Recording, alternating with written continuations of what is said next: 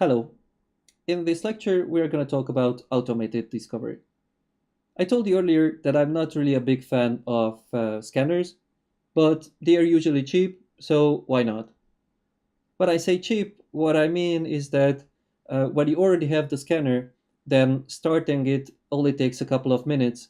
So basically, if it gives you any findings, then that's practically a gift because it didn't cost you anything apart from that few minutes what you used to start it. With that said, the important thing is that you don't expect the scanner to do your own work. I will show you two scanners. Both are open source and free. One is Nmap and the other is Nikto. Nmap is a more general port scanner, which is usually used in network assessments because you can also scan a huge network very quickly. We'll only scan our own machine, but the advantages is that it can give you a good understanding about the target machine, not just about the web application. On the other hand, Nikto is also an open source software, but it's a web application scanner. That means that it focuses only on the web application, but it's really useful to find default pages like Tomcat management interface and things like that. If it finds something interesting, a well-known vulnerability or something like that, it also notifies you about it. So let's start first with Nmap. Let's open a terminal. I didn't say it earlier, but both of these tools are command line tools, so we will work in the command line in this lecture. So Nmap is installed by default on Kali. It is a very well-known tool. It basically sends a bunch of requests to the server, and based on the server responses, delays, or any special attributes, it tries to guess the open ports, the running services, or even the operating system. You can just simply type nmap, enter, and you immediately see that nmap basically have unlimited command line options. You can guess that we are not going to use most of them. First, we'll just do a scene scan, which is here. That basically sends a bunch of TCP SYN packets. These are the TCP packets to open a TCP connection to the server, to the specified TCP ports. And based on the response or the lack of the response or on delays, it tries to decide whether the given port is open or closed. So let's start that. Nmap, the SYN scan is lowercase s and then capital S. And then we will want to scan all TCP ports. That's from 1 till 65535. And then we just give the IP address.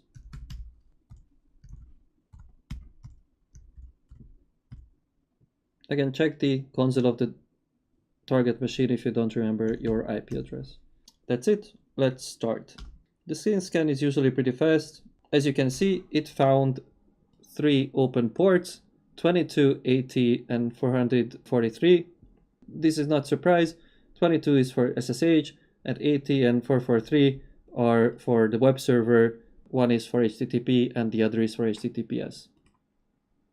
Now, in case of the SYN scan, Nmap tells you the service, but it bases the guess only on the number of the port because all these ports are well-known ports, so it just guesses the service from there. It doesn't really check what kind of service that is. The good thing with SYNSCAN is that it's fast and it's pretty safe because running Nmap in a production environment can be problematic if you do a more aggressive scan. But ours is a test environment, so we can be as aggressive as we want to. So I will do another scan. It's called -A. You can look it up here what -C does. It tries OS detection, version detection. It executes scripts to try to find out what kind of service that is. And it also tries traceroute. The ports are the same.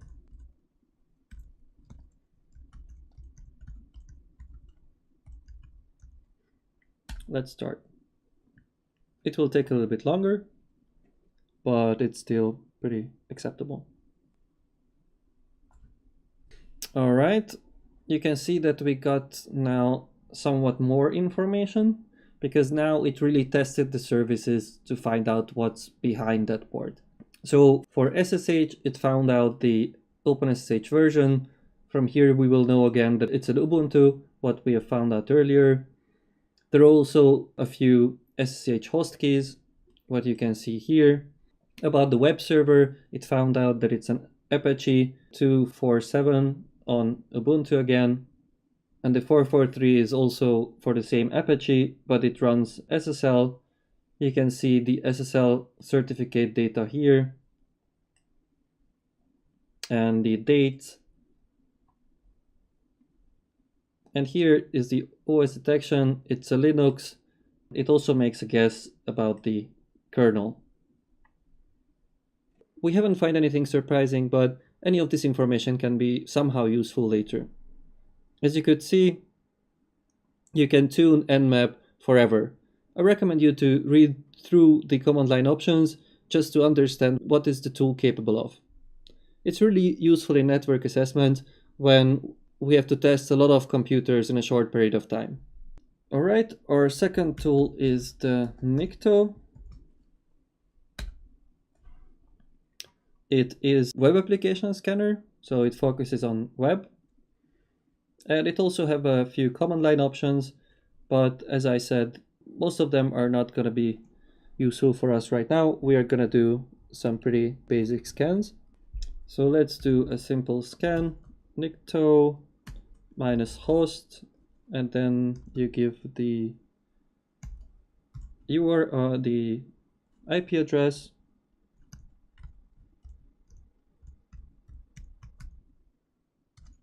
and then we can say minus root because the root folder of the application is not the slash, but it's the /ve, and that's it. Let's start.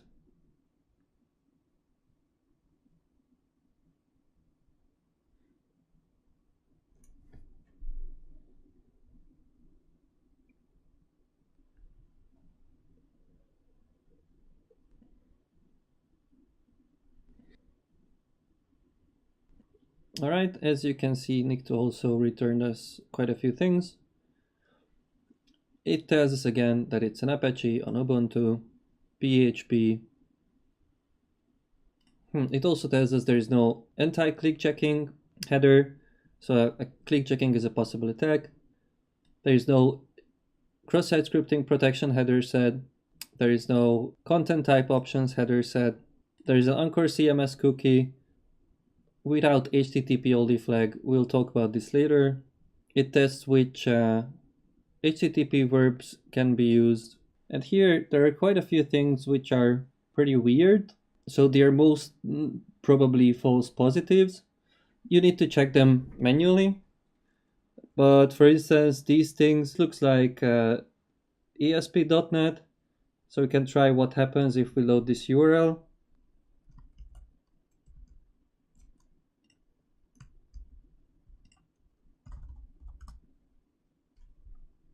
Nothing. What happens many times with Nikto, and it's the case probably here as well, that it loads a URL, and if there is some content returned, that it thinks that it's vulnerable. But in our case, we actually get an error page, but it's still some kind of content because it's still part of the website. But Nikto doesn't understand that, so that's why it gives us these tips. But if you use Nikto a lot, then you will get used to it quickly what kind of false positives Nikto gives you. Of course, for instance, we didn't test yet the admin page. You could tune Nikto a bit more, and that would be a good exercise for you. So try to do a Nikto scan in a way that it also tests the admin page. And just a little hint for that, you have to log in the browser, and you need the Anchor CMS cookie, and you have to tell Nikto to use this cookie to actually get access to the admin page. For that, check out the Nikto config file. That's under /etc/nikto.conf. So as you could see, we haven't had so much luck with these scanners. We found out a lot of information which we already knew, but you can also start with the scanner and then these information will be new for you. But the thing is that it only costed us a couple of minutes. So in some cases you will get lucky and Nikto will give you immediately vulnerability what you can exploit right away. And that's awesome because it just costed you a few minutes. So I said already, scanners are not the solution for everything, but it makes sense to use them. So use them, but don't trust them. Also, there are a lot of scanners out there. Some of them are free, some of them are really expensive. So it's up to you what's your budget or what's your customer's budget. But to be honest, I think you're not here on this course to learn how to start a scanner. You're more likely here to actually learn how to hack manually. So we'll stick to that in the future.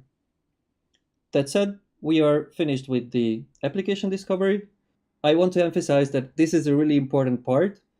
You learned a lot about the application, which will be really useful in the future when you're actually trying to attack the application. So never try to skip the discovery part just because you want to save some time, because you're actually going to lose more time later on. So thanks for watching and see you in the next section. Bye.